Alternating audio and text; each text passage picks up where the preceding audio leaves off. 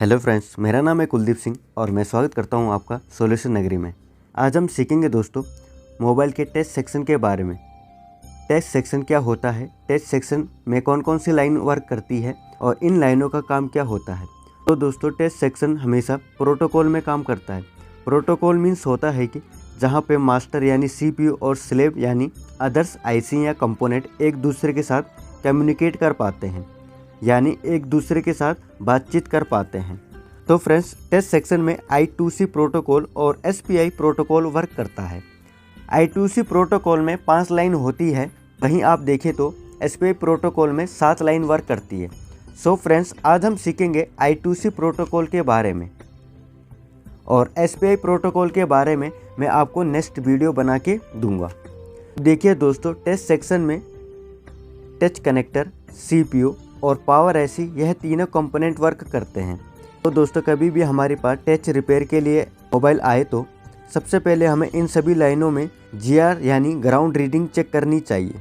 सबसे पहले दोस्तों हमें INT यानी इंटरप्ट की लाइन पे GR चेक करना होता है।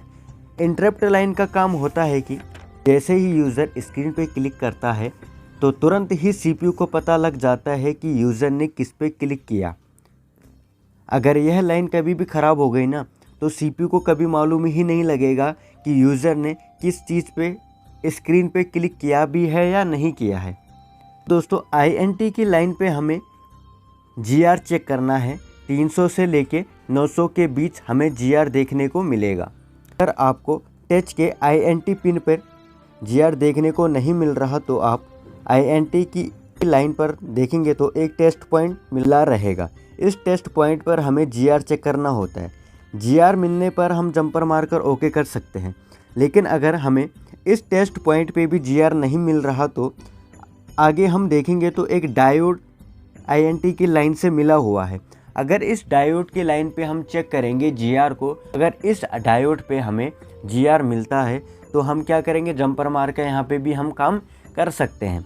लेकिन अगर इस डायोड पे भी GR नहीं आएगा तो INT की जो लाइन होती है वो डायरेक्ट CPU से आती है, यानी कि हमको CPU को ही रिवॉल्व या चेंज करना ही पड़ेगा।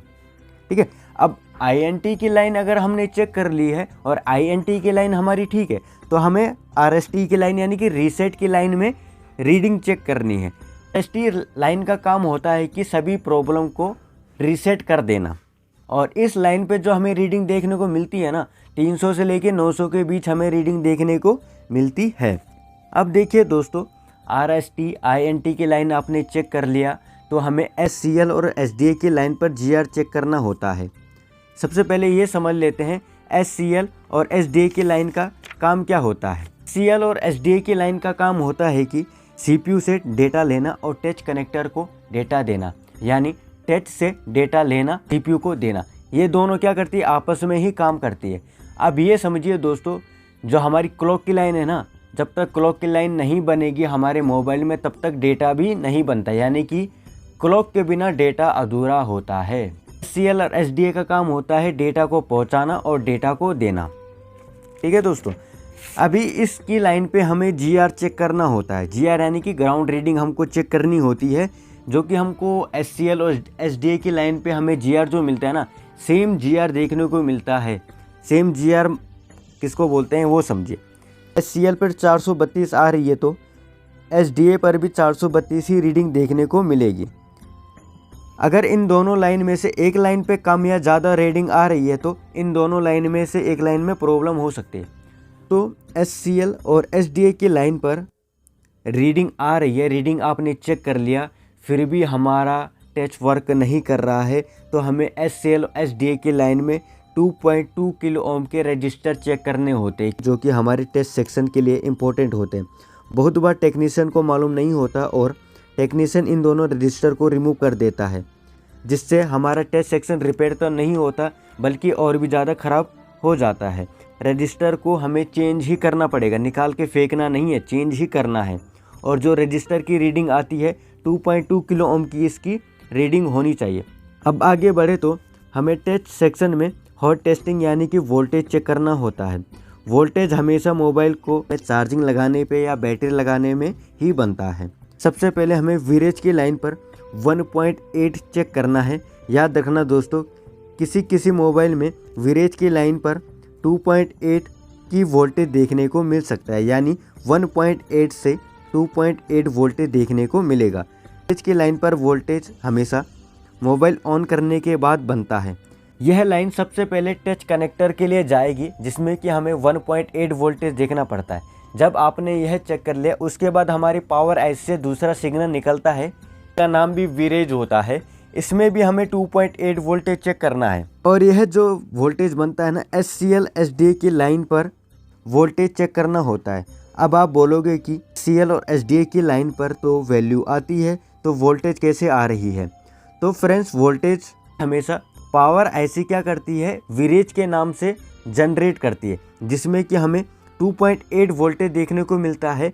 यह जो वोल्टेज होता है ना, रजिस्टर को देती है, जो कि PM से आता है। इसलिए दोस्तों, SCL और SDA के लाइन पर इन दोनों पुलअप्स रजिस्टर पर वोल्टेज देखने को मिलता है। इसलिए दोस्तों, हमें इन दोनों रजिस्टर पे भी वोल्टेज चेक करना होता है, 2.8 वोल्टेज बन रहा है या नहीं बन रहा है। यह हमारे लिए इम्पोर्टेंट लाइन होती है।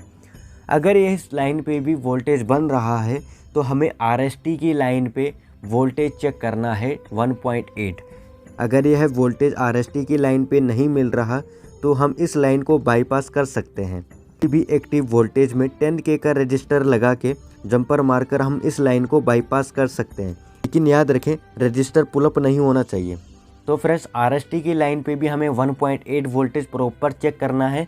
उसके बाद हमारी लास्ट लाइन बचती है, जिसका नाम है INT की लाइन पे भी हमें 1.8 वोल्टेज देखने को मिलेगा फ्रेंड्स। यानी कि इन सभी लाइनों पे हमें पहले प्रॉपर तरीके से रीडिंग चेक करनी है, यानी कि ग्राउंड रीडिंग चेक करना है। अगर ग्राउंड रीडिंग इन सभी लाइनों में बन रहा है, तो हमें प्रॉपर तरीके से इन सभी लाइनों में 1.8 वोल्टेज चेक करना होता है। याद रखें कि वीरेज की लाइन पे सिर्फ और सिर्फ 2.8 वोल्टेज देखने को मिल सकता है। आपको 1.8 से 2.8 वोल्टेज देखने को मिल सकता है। आई होप फ्रेंड्स, आपको मेरा यह वीडियो पसंद आया होगा। पसंद आया है तो वीडियो को लाइक, चैनल को सब्सक्राइब और वीडियो को जितना चाहे उतना शेयर कर सकते हैं। धन्यवाद।